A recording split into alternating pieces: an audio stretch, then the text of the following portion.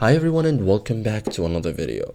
So if you are visually impaired, need spoken feedback, want your iPhone to read everything on the screen aloud, the screen reader on iPhone is called VoiceOver. In iPhone settings 2026, VoiceOver lets you navigate your iPhone using spoken descriptions, gestures, and audio feedback. In this guide, I will show you step by step how to turn on the screen reader or VoiceOver on your iPhone in 2026 like a pro. So first thing first, go to settings, okay? Look for accessibility.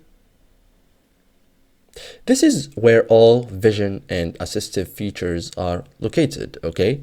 So now I want you to tap VoiceOver, okay, or screen reader. So at the top under vision, tap VoiceOver.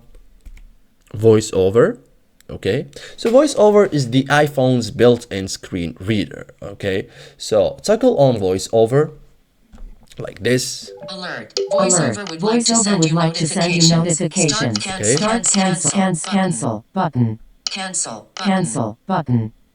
So your iPhone will immediately start speaking what's on the screen, change touch gestures, read buttons, text, and actions aloud.